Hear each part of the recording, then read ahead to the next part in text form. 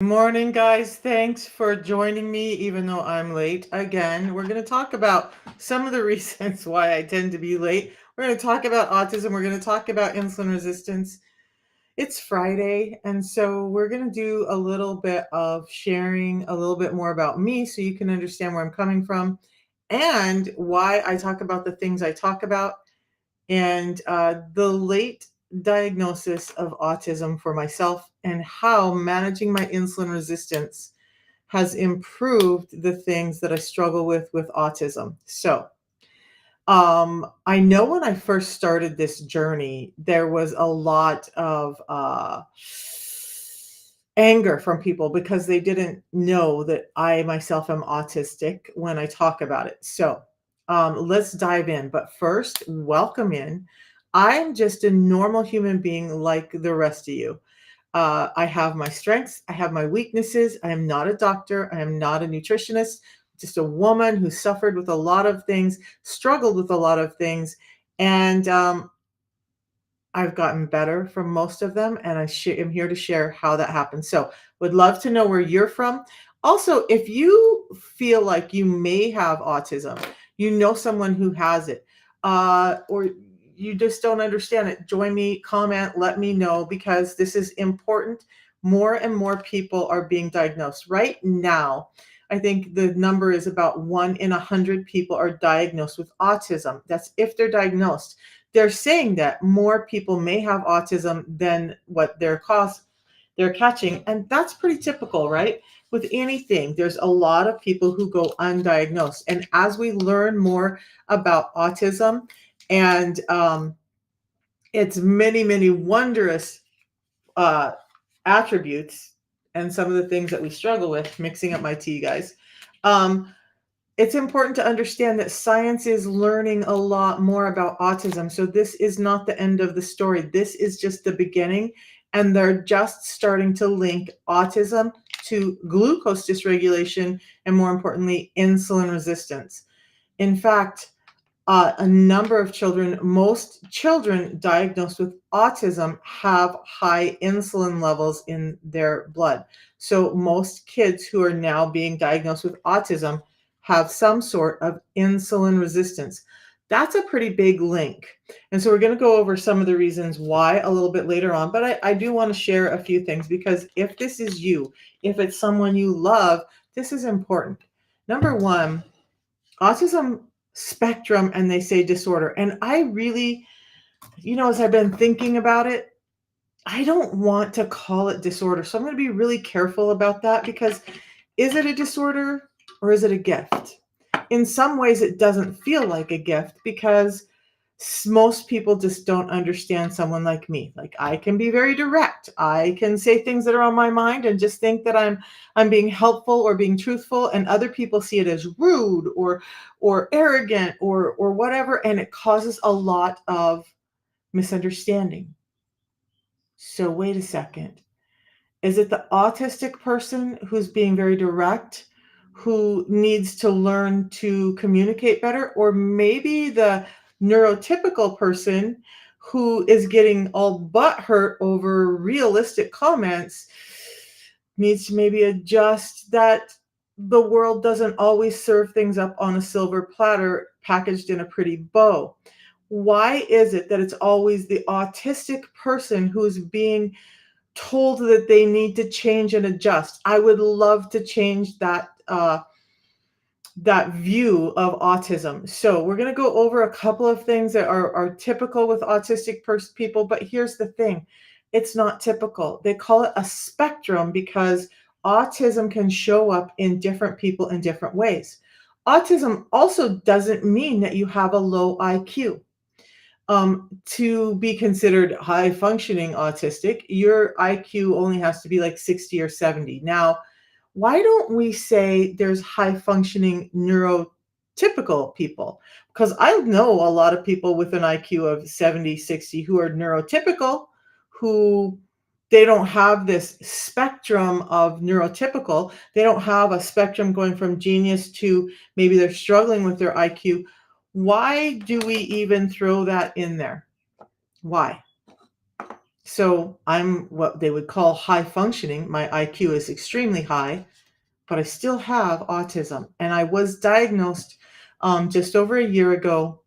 And let's talk about that too.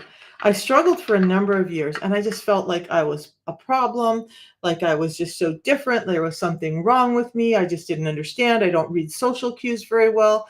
I, uh, you see my eyes divert all the time. It's really hard for me to hold a gaze when I'm in conversation with people. I have sensitivities. I remember going to one of the rewards trips and it was on a beach and there was wind and there was sand flying everywhere and there was amazing music playing and people I loved everywhere, but all the noise and all of the stuff going on around me that was exciting to everyone else was overwhelming to me.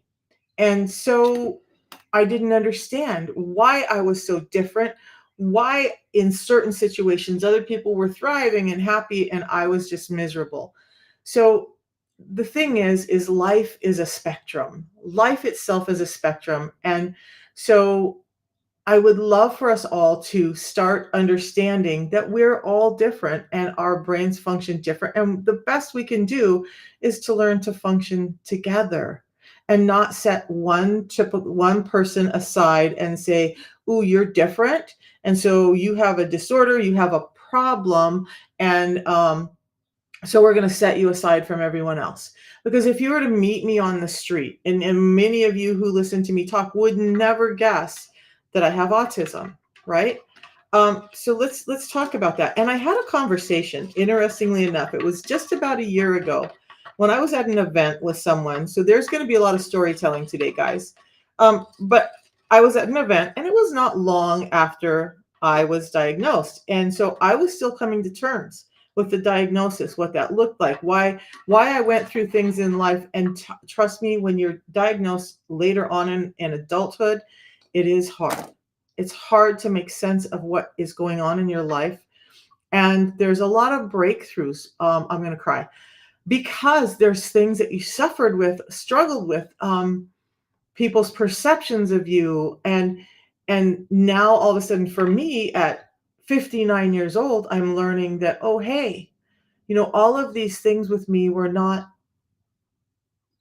a problem.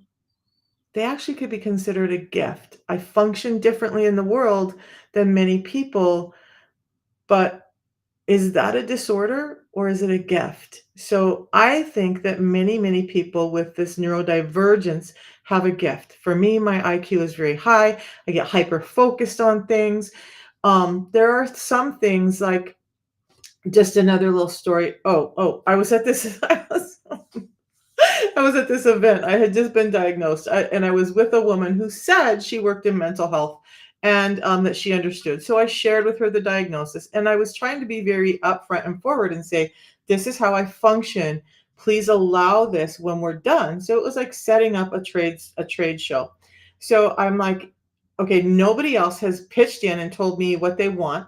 So let's just let me please set up what I have envisioned in my mind, and then when it's all done and all the mess is put away, because now I'm under stress for time and there's noise and there's all of these distractions and I'm trying to focus and I get lost.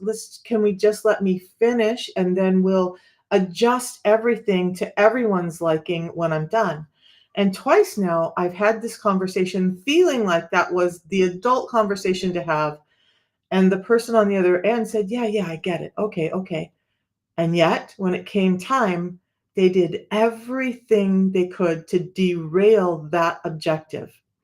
And then they started gaslighting and finger pointing and saying that I'm the problem. Well, wait, I communicated, I set up some expectations, I asked if this was okay, it was agreed upon, and they changed route and yet somehow made it my issue. And this happens a lot with autistic people. And I think that it's unfair. Okay. I know it's unfair. But if you're suffering with autism or you know someone who is, please understand these things are really important to us. They may not be so important to other people, but they're important to us. One of the other things for me is that I have to make sense of things. So a lot of times, and this is true of many, many others, but a lot of times I'll be talking through things because I'm trying to figure out why someone felt the way they did, why they reacted the way they did, what could have I done different, what's all of this. And to other people, it may sound like I'm complaining when I'm just replaying, trying to sort things through and put them in their place so that it makes sense to me. And then I move on. But it's not complaining. It's not, oh, I have a negative view of life. I'm really trying to understand because I don't often understand the way other people think and the way they process and the way that their lives go. Now, I've also learned that, and this was a lifelong lesson, that hurt people hurt people. So when they hear the term autistic, if they're hurt themselves, they tend to find a way to um, unload their burdens on you and make it as if it was you that was the problem out of their own hurt. So let's understand a lot of these things. When you see me talking, and I remember being in college for to become a medical assistant, my teacher was doing mock interviews before we went out in the field, and she said, "You're always looking off to other places, and it's so distracting." And she was just like so mean and heavy-handed about it, and like, "You can't do that." That's typical of me. I can't think if I'm looking directly at someone, it shuts down for me. So I look away to give my brain space to formulate my thoughts and then say what I need to say. It doesn't mean that I don't like you. It doesn't mean that I'm not paying attention to you. It doesn't mean that I'm not any of that stuff. This is all pretty prevalent with autism, and we need to understand that. So, autism has really affected my life, but I'm not gonna say it's all bad. Like, I love electronics. I love doing graphics. I do a lot of different things, and if you give me a computer and I sit down and I have an objective, I can get that stuff done, and people are like, "Wow, how did you do that?" But talking one-on-one to people or talking in a group of people and being involved in that way, that's hard for me. Remembering someone's name as much as I try when I first meet them is hard for me. And that's one of the other things is that people are like, "Well, why can't you remember their name? And you just got to work on it." And you don't understand what's going on inside the brain.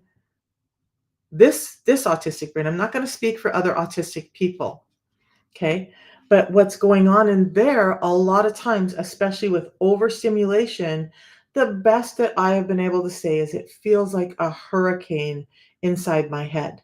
And I'm just this piece that's just trying to survive in the middle and not get hit by all the things flying around me. One of the other gifts of autistic people is in some ways, we're very unaware of many things, sometimes social clues, but in other ways, we're very hyper aware of our surroundings and what's going on. And that can be super overwhelming. We notice things that you may not notice. We don't sort them in the same way as you, but it becomes overwhelming. And I just need space in those situations. Does it make me a bad person, an unsocial person, somebody who doesn't care? No, I absolutely care about and love everyone in my life who's a big part of my life. I love and have love for people who have nothing to do with me. I just interact differently. So, autism, it's not, I want to stop calling it a disorder because many neurotypical people have many varied differences, and we don't call neurotypical a disorder either. So, what is prevalent here, though, is our brains do function different. So now we're going to dive in a little bit about autism and insulin resistance. Now, with insulin resistance, we're having a blood glucose dysregulation problem, meaning we're getting sugar into our body and our body just doesn't know what to do with it. Many times it's a glucose overload. So we're getting way too much sugar or energy into our system and our body doesn't know what to do with it. The brain becomes insulin resistant at the same time as the rest of the body does. The interesting thing is there's some emerging science that shows that the brain can create its own insulin independent of what the pancreas creates. So now we have much more insulin in some people in the brain. When we have that overload of insulin and that overload of sugar, it becomes insulin resistance. And now receptors shut down. Now we have neural pathway disruptions where um, the ends of the nerves are not firing and communicating properly. Sometimes those messages are firing out the side and you get nerve tingling, you get a lot of different things. It doesn't just link into autism, it can be anxiety, depression, Alzheimer's, Parkinson's, and they're starting to look at a number of other neurological disorders and saying, hey, there's a huge link to these and glucose and insulin dysregulation. That science is emerging, so I don't have a lot of data on it, but they're looking at it and they're starting to understand that it's not always a medication, it's not always a vitamin, it's a overload of glucose, and that overload of glucose is causing dysregulation throughout the body, including the brain. So, a couple of other things with autism. There is a genetic component, right? So you have a gene, and there are multiple, something over 200 different gene variations that could contribute to autism. Um, but you maybe have that gene there.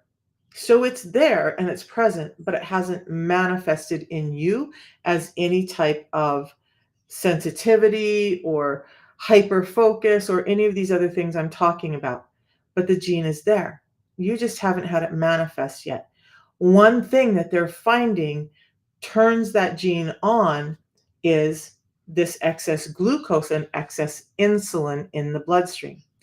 So maybe you're born with the gene and you're not experiencing symptoms. And then all of a sudden you're put into an environment where you're getting way too much sugar, which is increasing your insulin and increasing this dysfunction of neural pathways, messages in the brain, and the brain actually being able to get energy and nutrients that it needs because it's shutting down.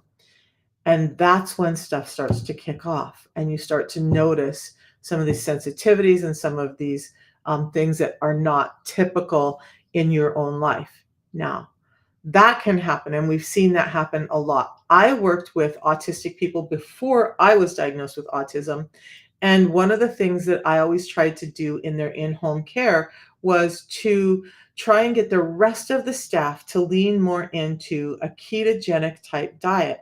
Why ketogenic? Simply because we're keeping the sugars down.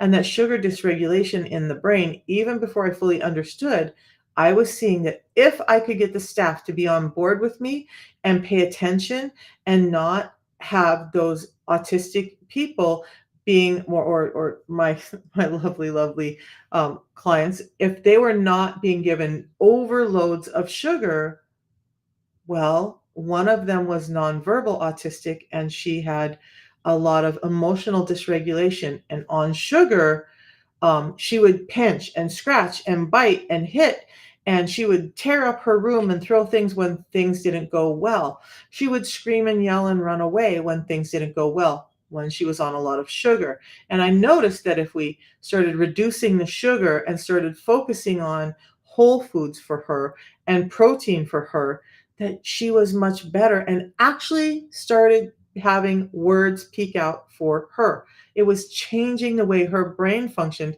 to reduce that sugar.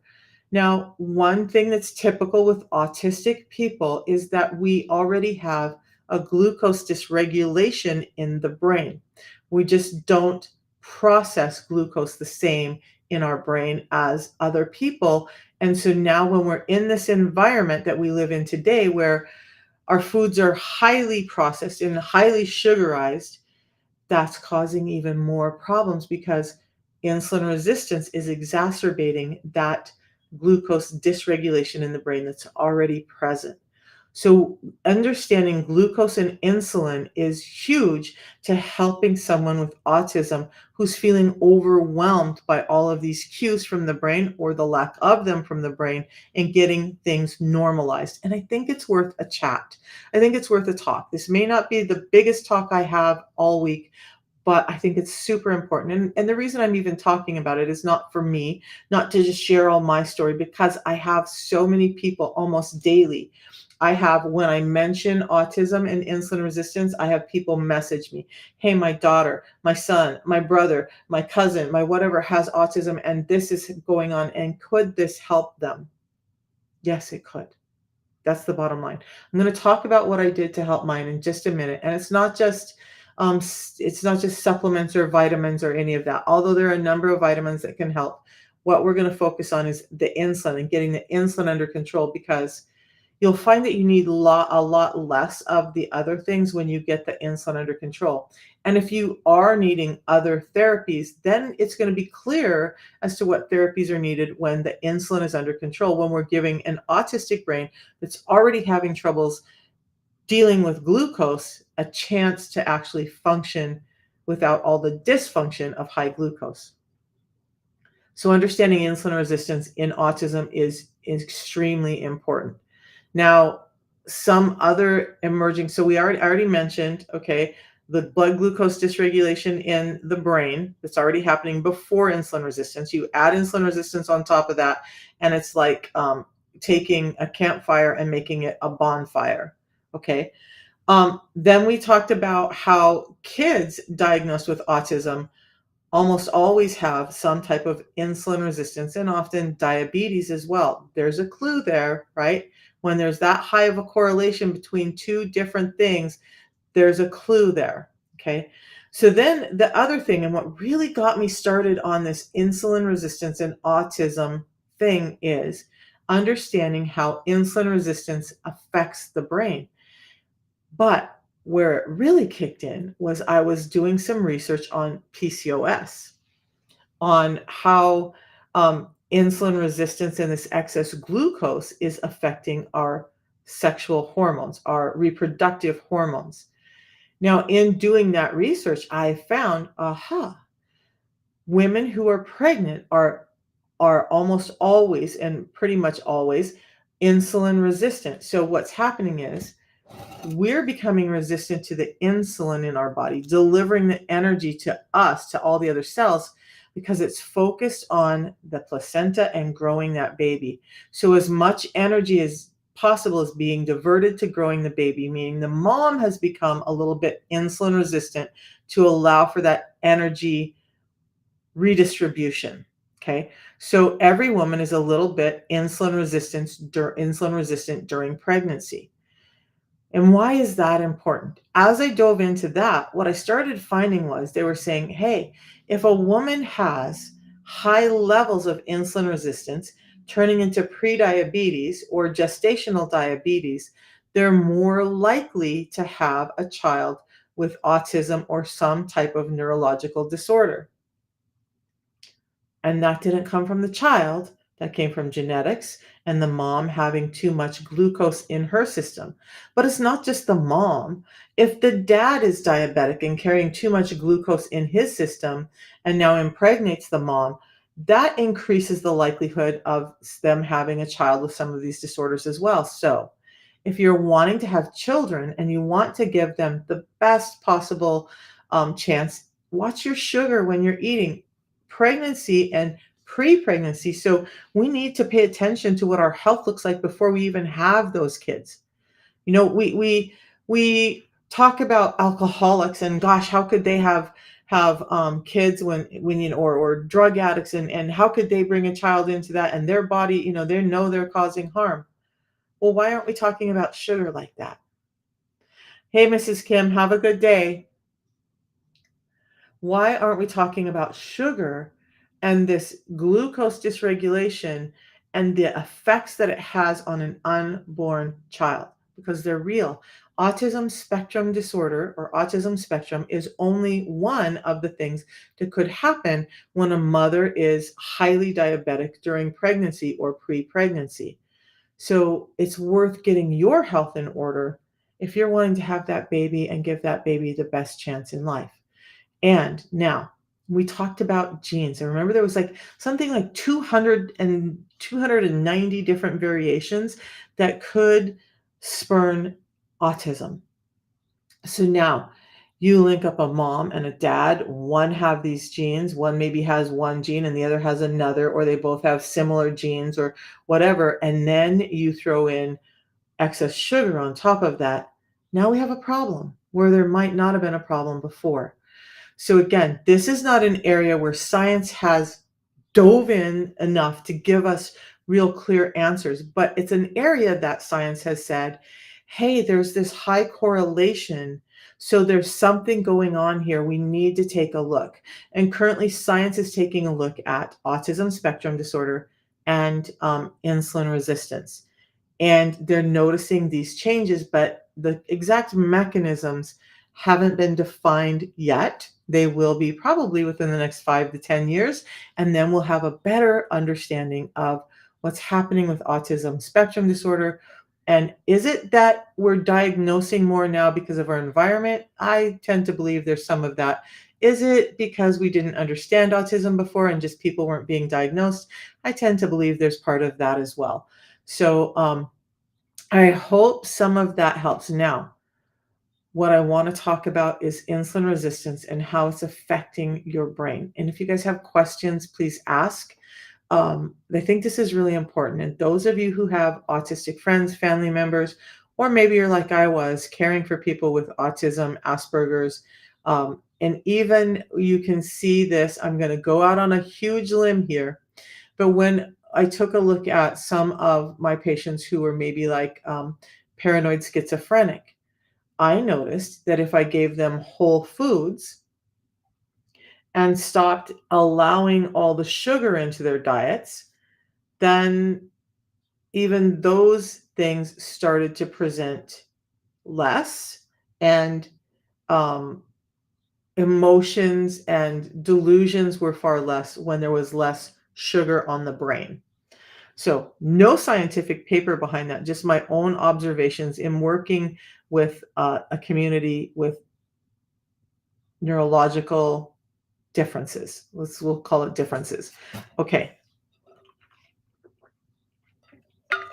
So, insulin resistance starts with too much blood sugar, right? We know this. We know that too much sugar in the blood leads to insulin resistance because what's happening is the body can only have so much sugar in the bloodstream at one time, and then it starts to cause damage. Now, I usually say it's like glass shards, but really what happens is that sugar causes the blood to be thick and sticky. And so it's clogging up and it's causing sticky, icky all throughout the body. So the body says, ooh, we don't like sticky blood. We need to get this sugar out of the blood and into the cells where it's creating energy. So then your body says, hey, pancreas, let's create some insulin, because insulin is that transport, that tanker truck that's carrying this energy around and delivering it. So if you think about like one of those big gas trucks, they have a little tiny gas tank, but they have this big fuel tank, then they're delivering fuel to gas stations around the nation, right? Around the world. Um, so insulin is like that tanker truck delivering that energy to all the stations that need it.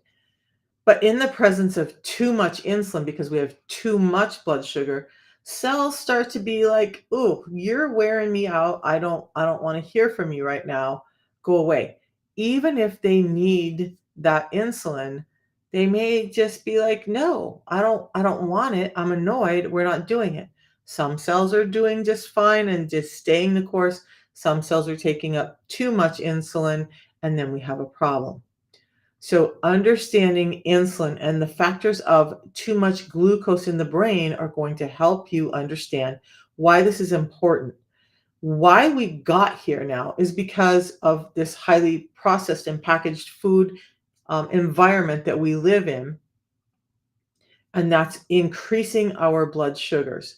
When we're eating whole and organic foods, or I'm sorry for vegans, but I'm sorry I'm not sorry. You choose you. I choose to be more carnivoristic. I totally believe in animal proteins. So the more protein we get in and the less we have these packaged, processed, highly sugarized foods, the better our whole body does, because we're not having this dysregulation. It's our environment that's triggering a number of these things, a number of the disorders. So whether it's autism, whether it's neuropathy or brain fog or fatigue or fibromyalgia or hypothyroid, hormone dysregulation, sleep apnea, it's all linked to this dysregulation of energy usage in the body, because we're inundated with sugar and then we're inundated with insulin. and then that insulin stops working at some point. Now, when we get to this point where cells are like, nope, don't want you, some cells are taking it in, some cells are taking in too much, there's always a surplus left over. So, what do we do with this sugar after insulin's gone through the body and said, hey, muscles, do you want some? Hey, um, blood vessels, do you want some? Hey, lymphatic system, do you want some? Hey, liver, hey, heart, hey, whatever, do you want some? And they're all like, nope, good, I'm done. And insulin still has this package.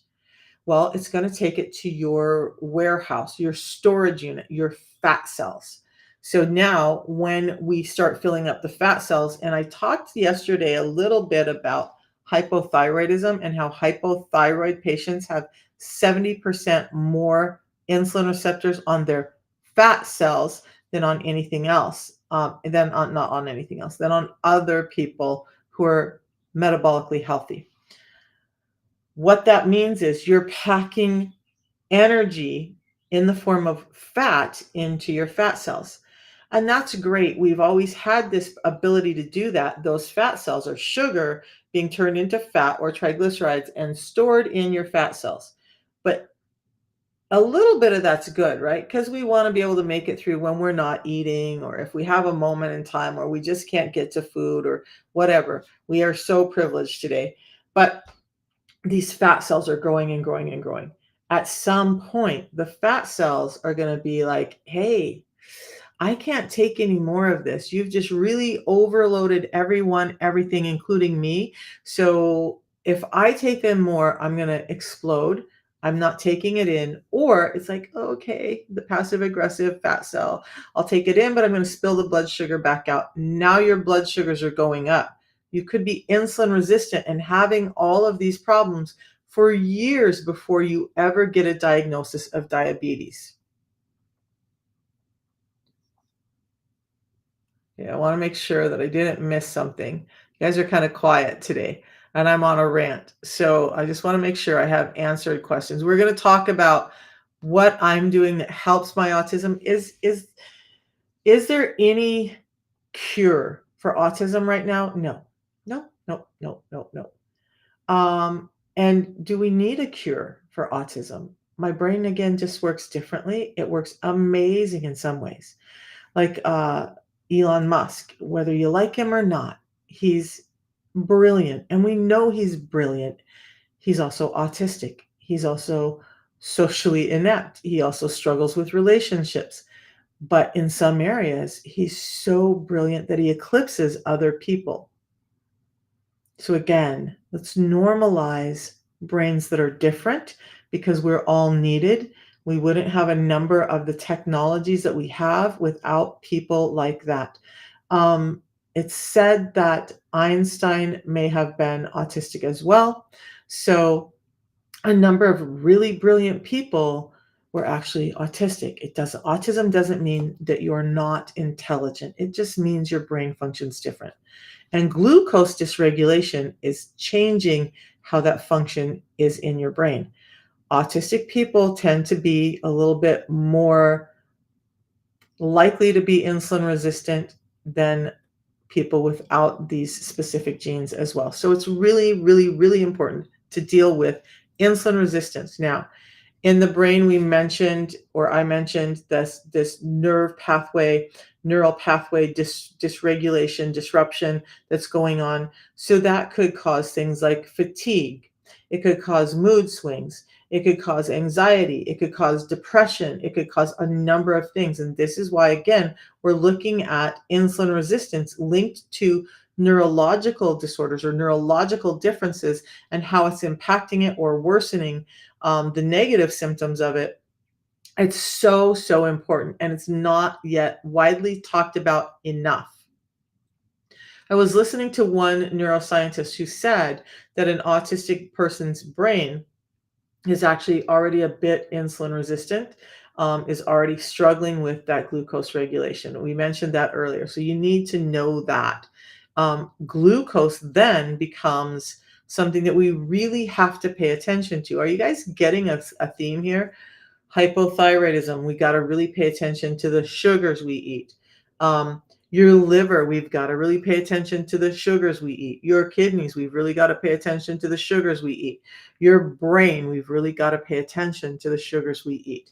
So, what we can do to help all of this now that we're in this environment, we no longer have everybody has their own little garden or their little farmstead or whatever, and we're all busy and we're all plugged into electronics and we're all doing this life thing that nobody has time for the old farming practices that we had.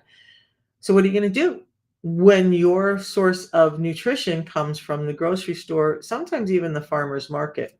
Well, we need to understand what has changed so much in our food that's causing these problems. And that is that we've stripped out fiber and nutrients in our quest to produce all of this food that tastes really good, that gives us this dopamine hit of, ooh, this is exciting. And sugar gives us a huge dopamine hit, right? Also with autistic people, there can be some dopamine dysregulation problems as well. And so sugar becomes really highly addictive because they're getting those dopamine hits from the sugar. I get dopamine hits from the sugar. So understand that understanding and regulating sugar is important. Does it mean you have to live without it? No. I still believe that people and I'm like I'm gonna be super honest. I had some months where I was struggling with a lot of things, too much going on in my life, my autism, my ADHD, or like shutting down. And I ate way too much sugar in the last 3 to 4 months, way more than I should, um, because I was really looking for those dopamine hits, right? And I was, even though I know the stuff, sometimes it just seems like I would sit down to do something and start having some kind of snack or food, and all of a sudden wake up. I was awake the whole time, but come out of it a half an hour later like, "What the hell just happened?" My brain was thriving on the dopamine I was getting from the sugar, but at the same time, that all that sugar starts shutting down the body and the brain. So we've gotta start finding dopamine from other places, and we gotta start understanding, um yeah. So I'm going to read this comment, but we've got to start understanding blood sugar dysregulation and how this is affecting our brain and autism. And I'm going to go over again what I did. I want to read Kelly's comment over on Facebook. She said her son with autism almost died the day he was born due to blood sugar dysregulation. So this makes sense to me. I have ADHD and insulin resistance, Kelly. And yeah, that totally, when you put that together, I have goosebumps now, but that makes sense to me now too, knowing what I know now. I didn't know that as a parent myself. And when I look back at my mom, and I'm not blaming anyone, right? My mom grew up in the time when the food pyramid was grains, fruits, vegetables on the bottom, lots and lots and lots of sugar in our diet. And they thought they were giving us healthy foods. I remember walking into my aunt's house one morning because they lived on the same property as us. And my cousin, who's the same age, is having apple pie and ice cream for breakfast. And I'm like, what the heck? How are you giving? You're an RN, you're a nurse. Why are you giving? And this is as a kid, I'm asking this question. Why are you giving them apple pie and ice cream for breakfast? And she was like, well, it hits the food pyramid. They're getting grains, they're getting fruits, they're getting dairy. There was no protein really in that meal, maybe a little bit in the ice cream, but a whole lot of sugar. So my parents, I'm 60, my mom is like 88 now. They had a very different view of what was healthy for our food, and that she was likely a little bit more than slightly insulin resistant when she had babies. They were not talking about it then. Her first child, she had an easy time. Me, she had a hard time. My younger brother, she almost lost him, having him, and then she decided no more kids because it was just getting progressively worse. But it was also, when we look back at her history, diet was progressively getting worse as well. So every pregnancy got harder and worse, for each child that was born. My younger brother has type 1 diabetes. He has ADHD, horrible ADHD, horrible. He's a beautiful man, but we can see this progression as her own health started to get worse in how it affected us 3 kids. And I asked her, has there been autism in our family?" And she said, "Not that I'm aware of, but, I just don't know if it was not diagnosed because I can look through our family and see some of those things."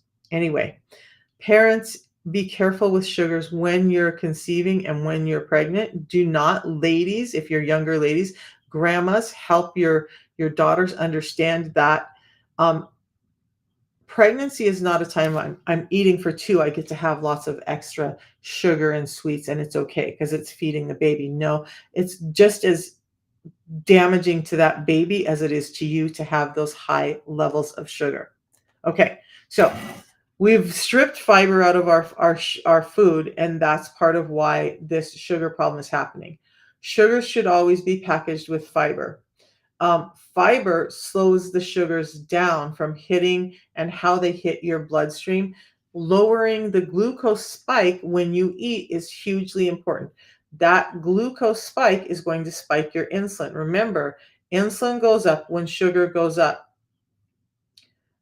Do I believe that stress when you're pregnant causes autism? Let's work through that. Can we workshop through that a little bit? When I've never thought about it that way, but without any like scientific data, any specific paper, when I just correlationally start putting things together, I do believe it could. So here's how I come to that conclusion, right? So if you're under a lot of stress, your cortisol levels are going up. If you're under a lot of stress and your cortisol levels are going up, your insulin resistance, your ability to utilize glucose is increasing or decreasing, I should say. The resistance to it is increasing.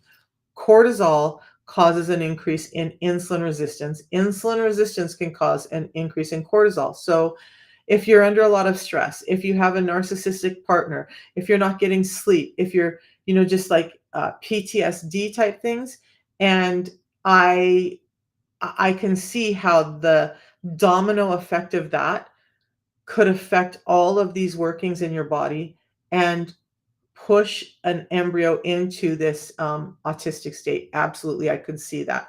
I've never thought about it before. Thanks for the question because that's an interesting look at it. And I would tend to think, yeah, I think we need to manage our sugars and manage our stress. And I think we're not getting enough sleep at all. And yeah, so cortisol plays a link in that as well. Kelly Rochelle, my son is adult now. His roommate, who also has autism, is type 2 diabetic. Your father-in-law was brilliant, literally a rocket scientist, and got dementia, Alzheimer's, which we now know is type 3 diabetes. So that's the thing, you guys. Can we stop for a second? And I don't want to seem elitist or anything like that, but this comes from a woman who always felt like there was something wrong with her to in the last year starting to shift into learning that there's a lot right with me and with other autistic persons. So I don't know that your father-in-law was autistic, but a rocket scientist. You'll find that autism is not like I mentioned before, and I'm going to mention it again. Autism is not always this less function of neural processes. So it doesn't mean that the IQ is necessarily low. It doesn't mean any of those things. A lot of people with autism who are not dealing well with social cues and feel overwhelmed by external stimuli are extremely brilliant people. And so we can focus and we can dive in and we can understand things that maybe somebody else doesn't because of the way our brain functions on autism. And is that a bad thing? No. I have been learning to think that it's a wonderful and beautiful thing. On my team, I have people who are very social, who don't even stop to think about the clues they give and all of this stuff. And that's great because they feel that peace. But the person who does the back end, the nuts and bolts, the get it done, all the tasks and all the stuff, that's me. But am I as social as the rest of my team? No, I need them, but they also need me because there's a number of things that my team just wouldn't have, an amazing portal and all kinds of graphic content that other teams don't have that my team has because of my autism. So, does it make me better than anyone? No. Does it make me different? Yes. We're all different.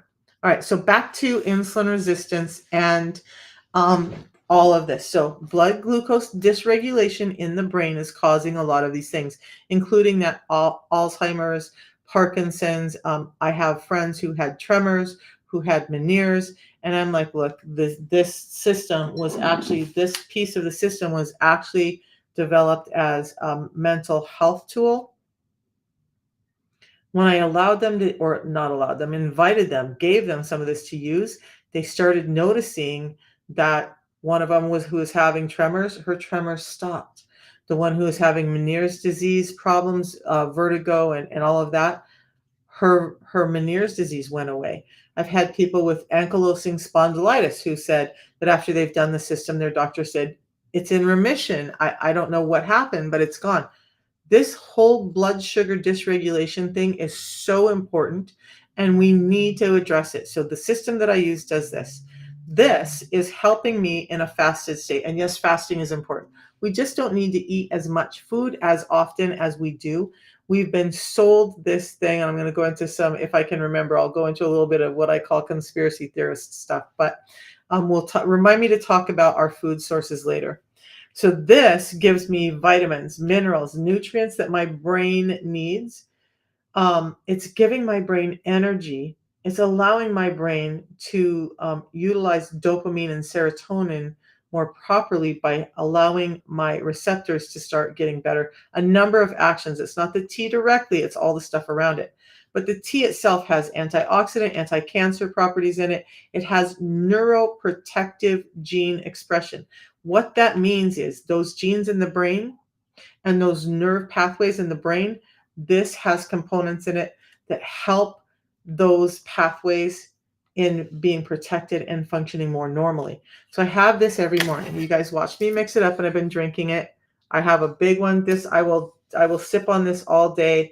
I'll try to get about half of this down within the next hour, and then the rest of it I just sip on all day. I think I had the last sip of this last night at about 8 p.m. and I still slept like a log. Intermittent fasting and this is what did it for me. Now, the amazing thing is with the ADHD and the autism and all of these neural disorders, neural differences. I want to really stop using the word disorder with all of these things.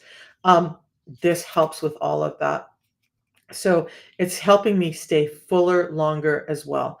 So last night was Thursday. I lose track of the days.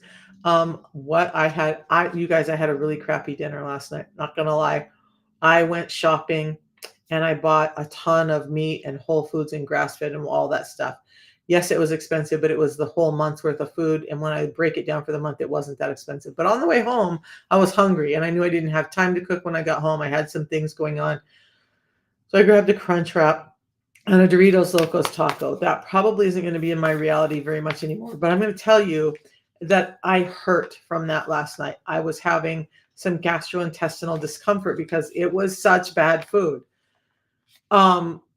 I was having mood disorders, being a little bit shorter with people, having less patience after having that kind of patience, as in tolerating people well. So what's the difference between this and yerba mate? Let's stop my rant and we'll talk about that. Apple user. So this is yerba mate. So what's in it? So I'm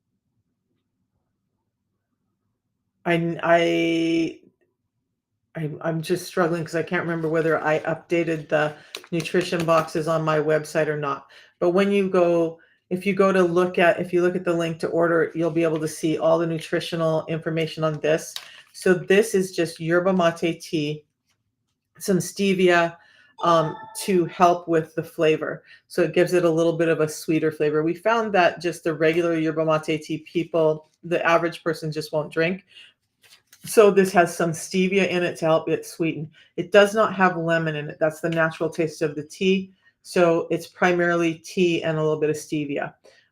There's not a lot of anything else added to this. Now, why this is different than a regular yerba mate tea, other than the sweetness added, is that we take this through a 5-step process. So it goes like this. First of all, we hand pick it. Our farmers own their own farms. They're fairly paid, so sustainably and ethically harvested, hand picking over machine picking.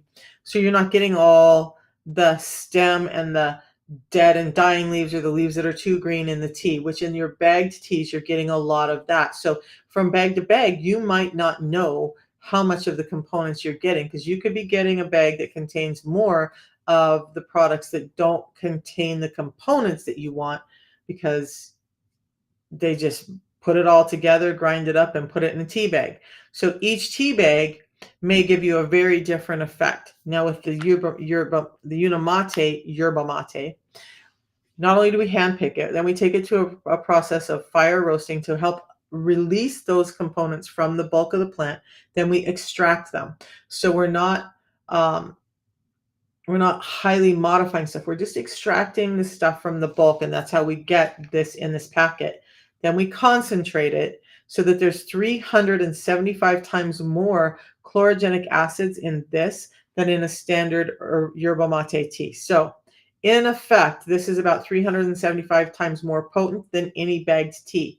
But then we take it through one more step. After all of that, we take it through another step. And they say 5-step process, but I'm going to tell you it's an 8-step process. It's okay. So 5th step is we take it to this lab in Switzerland that hyper pure, they call it hyper pure. What they're doing is removing pesticides, toxins, PAHs from the fire roasting.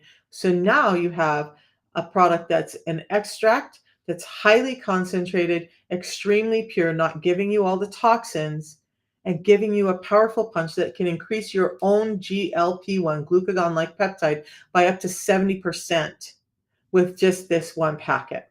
It has improved, and this is crazy that it's the same number. 70% seems to be the number lately. But we did a short study on this, and we introduced Unamate to a small group of people and had them drink 1 cup a day for 30 days. And in this short study, this very informal study, we noticed that people's wellness score, how happy they were, how they moved through life, changed by 70% for the better. So that's what's different between this and a regular yerba mate tea. Do I want to get a regular yerba mate tea, worry about steeping it, worry about carrying that around, worry about the pesticides and the toxins and all of that? No. So the 8th step, we take it through 3 steps of testing. And it actually is along the way. So we test it when it comes into the facility, because there are a number of herbals that look and feel like yerba mate. Did you know that when you buy a bagged yerba mate tea, you may or may not be getting yerba mate? So we test it to make sure that this is the botanical that we thought we were getting. And now that we've verified that this actually is yerba mate, then it goes through the rest of the process. Now, during the process, we're continually testing to make sure that you're getting 375 times the chlorogenic acids in this, that you're getting the components that we talk about in this tea, and it's tested again at this state. Okay, so they've gone through all the other stuff, they've packaged it, it's ready to go out, but they're like, wait, whoop, we're gonna take a box of this. This happens with the fiber as well, and we're gonna test it one more time to make sure that all of the things that we say are in there, that what we're needing from this is in there. And then if that passes the test, then it goes out. In fact, we ran short of lemon ginger recently. We should be back on track. It should be going out now. Why we were short on lemon ginger is because it had to go through that last step of testing before it could go out to you guys. So that's one of the biggest differences between this, some of the biggest differences, and yerba mate, bagged yerba mate tea. And I want you to think about this. I'm going to be going back. I live in Maryland now. I'm going to be going back to Washington State to visit family.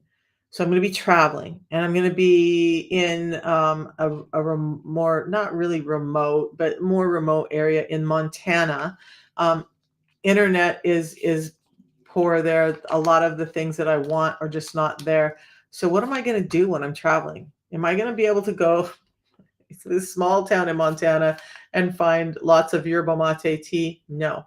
Do I want to worry about carrying boxes and boxes of tea that I have to then steep as I'm doing all of this work to help my mama out? No. I want to have this that I can pour in water, mix up and drink, and I'm done. Whether I'm on the train, whether I'm on a plane, whether I'm in a car driving from Washington to Montana, whatever. This is as simple as it is. A couple of these go in my purse, the rest goes in my carry-on, never stops me at the airport. Do I want this, or do I want a bagged tea that I got to find hot water for, wait for it to steep, and then maybe drink it?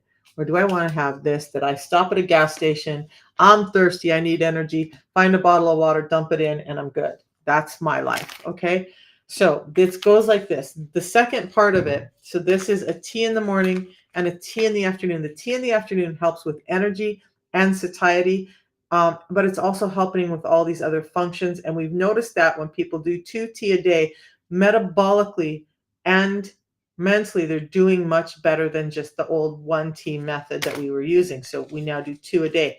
Now the fiber, and I've talked a little bit about the lasting effects of fiber, but I'm still a proponent of getting in um, about 37 grams of fiber based on scientific papers in a day. So each one of these packets has about 4 grams of fiber. Doesn't seem like a lot. But now when we talk about grams of fiber, it's not just the gram of fiber, it's the type of fiber and how it acts that matters. So when I put this in here, there's 7 different types of fiber that are specifically combined and designed to help with blood glucose levels and with lipid levels. Now we're addressing the insulin, right? So I just poured in a bottle of water like this, shake it up. Now I'm going to drink it down. I always have balanced face. I always have stuff on my lips from this balance, but that is what it is.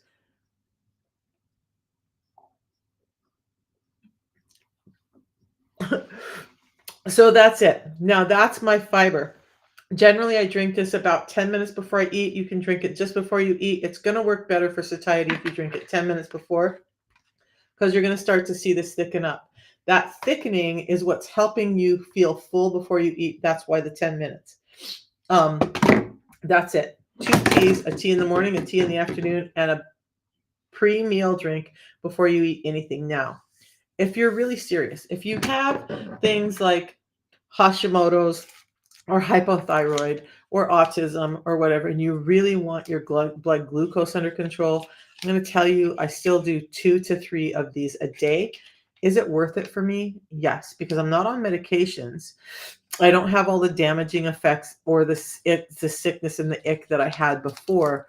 So I add the extra fiber. That's about $1.60 extra. So I spend, because I'm doing 2 tea and 2 fiber a day, I spend just over $6 a day to keep my health healthy and keep me off of medications. That's what I'm doing. Okay.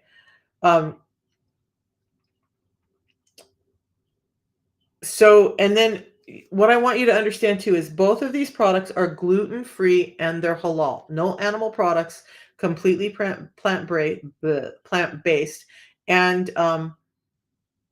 they're not full of sugar and preservatives and all of that stuff, guys. So you can check the nutritional panels on the website and you'll be able to see. So we answered a number of those questions. All right.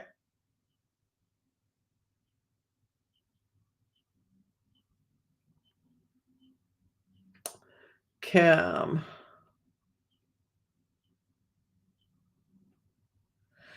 So when you're adding anything that could increase your insulin, you're going to start negating the whole purpose of the system.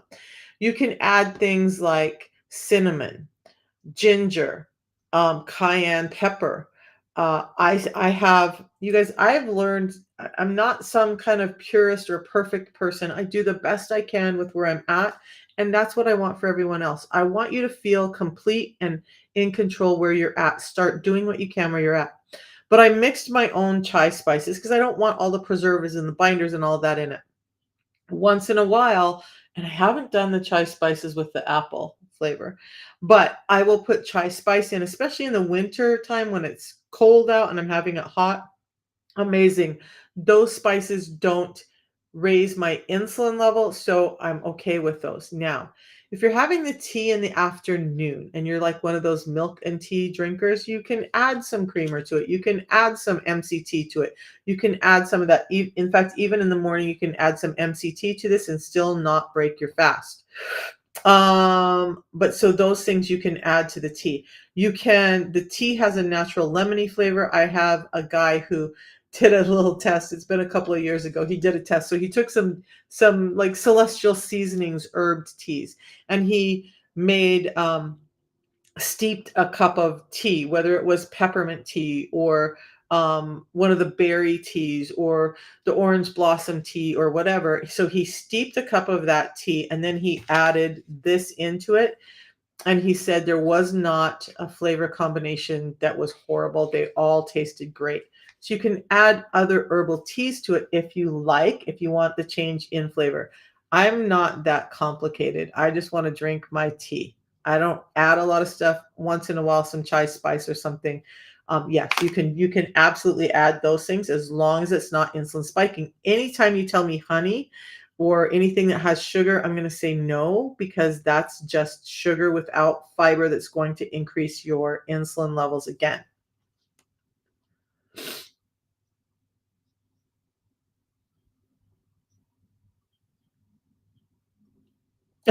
You're so welcome. You guys, look, I love that you guys say thank you to me so much. It really makes my day. But I'm going to say this again. Thank you, because this this whole thing that I do now at 60 years old is probably the best thing I've done in my life. And even though I'm autistic and I couldn't do this if there was a whole big, I probably could, I'd make it through it, but I would be like running to a hotel room, hiding in the corner afterward. Um, you guys are giving me the opportunity to do what I love, and that's research and disseminate information. Okay. What's my chai spice blend? Interested. Ro, um, I'll do a Canva slide of the recipe and put it up in one of my videos. The chai spice, and you can just look up online and find how to make chai spices, and then just make sure that what you're putting in isn't full of binders and whatnot. And then I just have it in a little flat plastic container, and then I just put a scoop of it in my tea. But yeah, I tend to find that most chai spices on the shelf have sugars in them, or many of them have milk solids or other binders that I'm just not interested in having. So I just want the spices. I don't want all the chemically crap that the food industry throws in. All right. So I want to read these comments. And Anderson, Dave, I'm so sorry I didn't get to this sooner. So over on Facebook, we have some comments. And they give me longer comments. You guys don't have much room for comments here. Dave, my son was diagnosed with ADHD and anxiety for about 8 years till you came across Glad Helling on Instagram. Here, CBD, we're not here to talk about that, but I mean, if you're interested, please go check that out. Now, Kelly, yes, my father was very autistic, rocket scientist. He couldn't function socially at all and came across as very inappropriate. He was the engineer, and that created the missile guidance systems used today by governments around the world. So when we get back to the autism, you guys, I cannot tell you, please, please, please do not underestimate autism. Autism can be a burden because most people don't understand the way our brain works. Okay. That's the burden, is in dealing with other people who just don't understand us. It's a beautiful gift in the way that our minds work and function and give us some of this amazing science that's going on in the world. A lot of engineers, my son, who's on the spectrum as well, is considering becoming an engineer, and I'm like, that's probably the perfect job for you. Like, you get to use your brain, you get to do all the things and the research, and the like. He's so smart, it's just insane.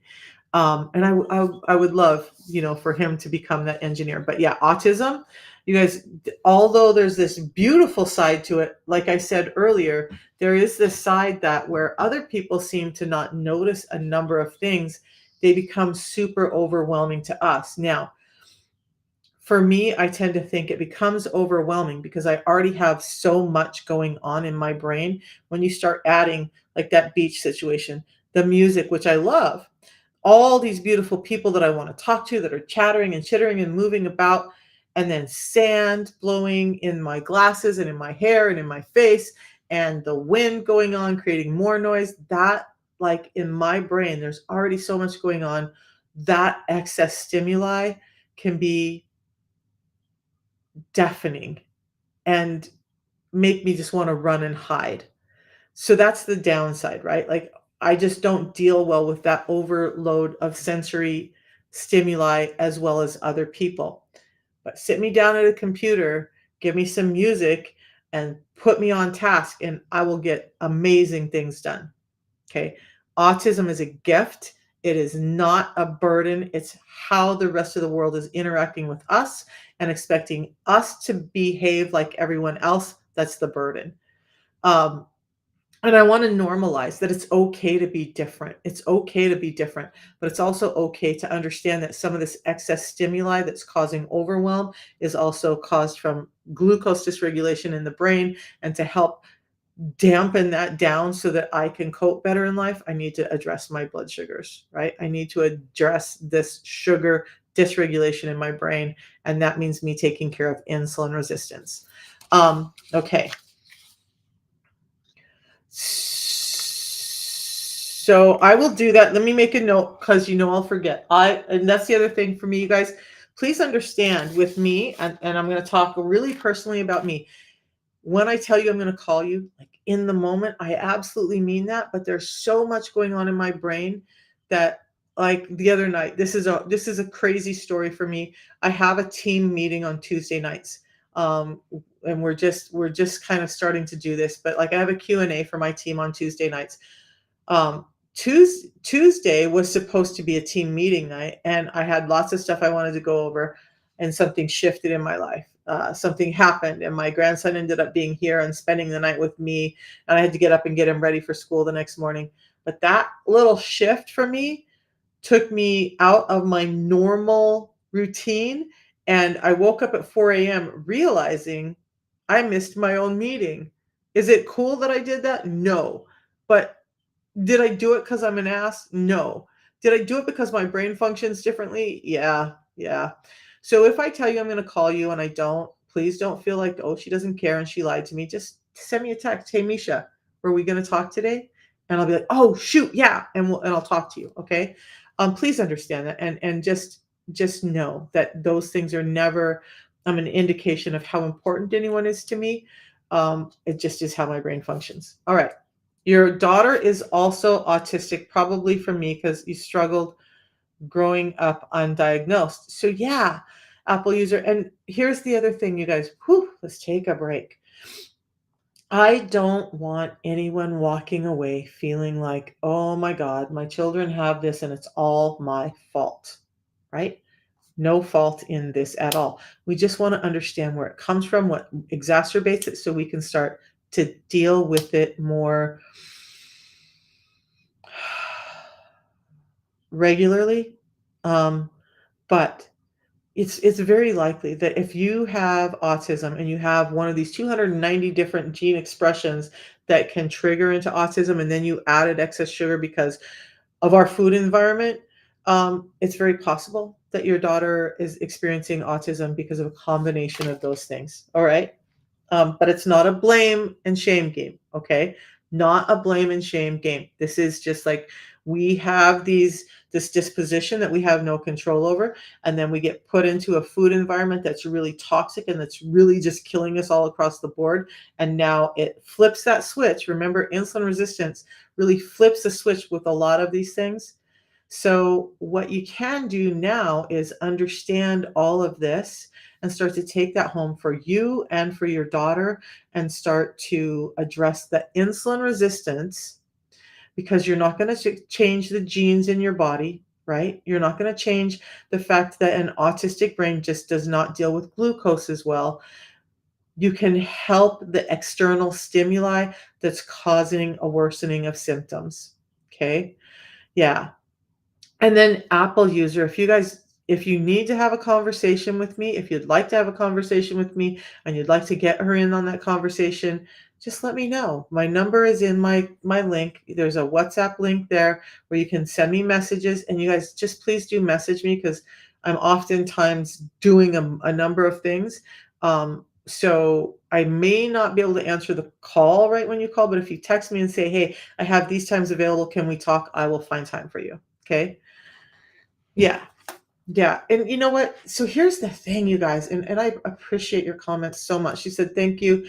You're very insightful." At 60 years old, I see the world very differently than I did at 30. Wow.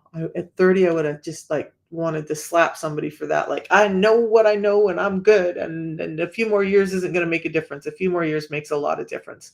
And this is my insight. And I talked to my mom about it this last week because I was having some heart issues from all of those years of high blood pressure.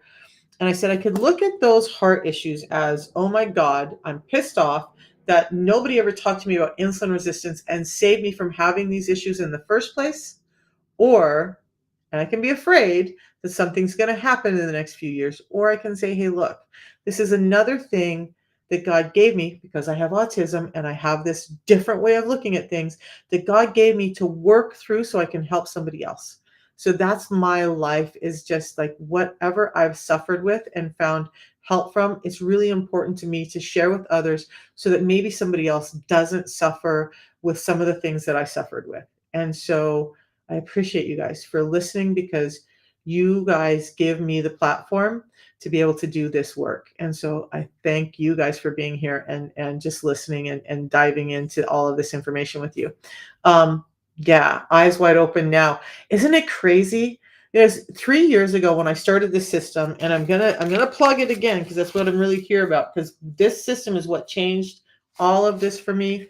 Is 2 drinks, 3 points during the day. But when I started talking about this, I remember learning a bit about the brain, and I didn't know near as much then, right? 3 years is a lot of difference. And I mentioned autism in a video, and I just saw this come up. Actually, if you type in autism and insulin resistance on YouTube, my videos come up. All right. And that's a geek out moment that, that happened for me. But when I mentioned autism and insulin resistance initially, people were angry at me. People were like, how dare you?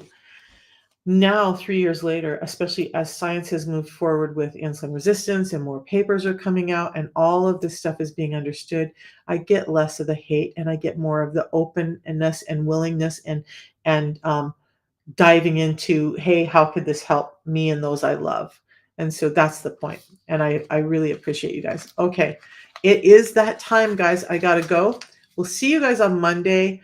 I don't know what I'm going to talk about on Monday. We'll figure it out. If you guys want me to discuss something, anything that's on this list and insulin resistance, maybe it's not on the list and you're like, hey, does this relate to insulin resistance? Give me something to go searching for and I'm happy to do it. Okay. PCOS, Monday PCOS. I could do that. I love talking about PCOS. It's a big talk. And it's another one that has to get people's eyes wide open because how we've been told to deal with PCOS, how we've been told what's causing PCOS is very different from what reality is. So we'll talk about PCOS on Monday. Thanks you guys for listening to me today. Thanks for, diving into my world and hearing my stories. And if you want more stories about me, then let me know. I just don't like to talk about myself much, but sometimes it's helpful. All right, I'm going to go. See you guys Monday. PCOS on Monday. And have a great weekend. As always, it's Friday. Please, you guys, our world is so crazy. And we've talked about stress and we've talked about cortisol. We've talked about all this stuff. Dive into your family. It's good for your heart. It's good for their heart. Get some rest. Enjoy yourself. Get some sunshine. Put the electronics down, at least for a little bit, and live a real life this weekend. And that means, yeah, Step away from the electronics and go see something, go do something. Go hug your family, pet your dog, take them for a walk, your family and your dog, and just give yourself some good time. Those things help reduce cortisol and insulin levels just as much as anything else. So be kind to yourself. In the meantime, if you want to know, if you're interested in the system that helped me get better from all of this, helps me manage my autism, um, go to the link and either ask me or get this. You guys, one last thing before I go. I was having a conversation with my kids. My moods were so dysregulated before. My kids were afraid to talk to me about stuff because they never knew where my emotional swing would go. Since I've been on the system, it's allowed me to be more present.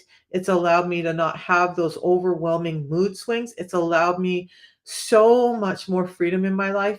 I still have the gift of autism, but I don't have as many of the damaging negative side effects and symptoms. And that's gold. So, interested in it, let me know. Just go to the link in my profile. I will drop the link in over here on Facebook before I drop off. You guys have a beautiful weekend. Thanks for joining me and PCOS Monday. I'm getting this link over here for you guys. Okay. Thanks, you guys. We'll see you Monday.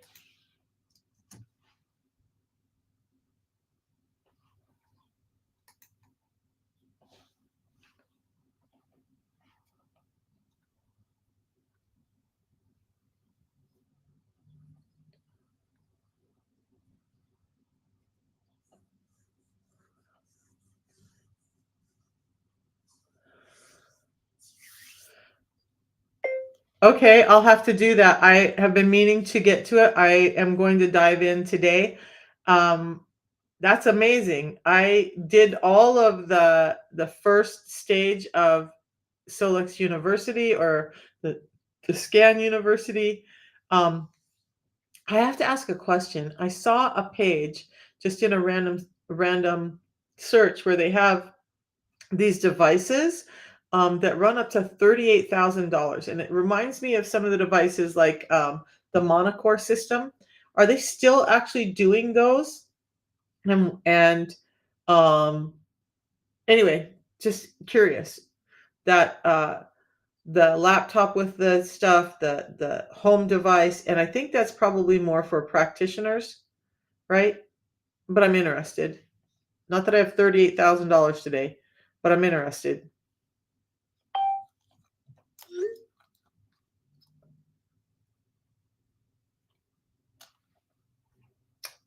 Talking on my live. Forgot to end it. You guys, I'm doing this scanner thing. So you guys just heard a little bit about that, right? You guys just caught me unaware in my so we'll talk about the scanner. TikTok is off, so I'll just talk to you guys. So this scanner that I've been using uses sound wave scalar energy to help see what's going on in the body. And I found it amazing and interesting. It's given me a lot of insights to my own health and where I can get my energies in balance. And I'm actually starting to feel much better. So I don't talk about it a lot yet because I haven't done enough research. And you just heard, I just went through the university on that, learning all about it. The device I have is able to be done from my computer or my laptop or my handheld. But if you're interested in this energy repatterning energy system, I do that as well now too. So, all right, now I'm done. And thanks for the couple of you who listened to me through all of that unaware. It was there for a reason. We'll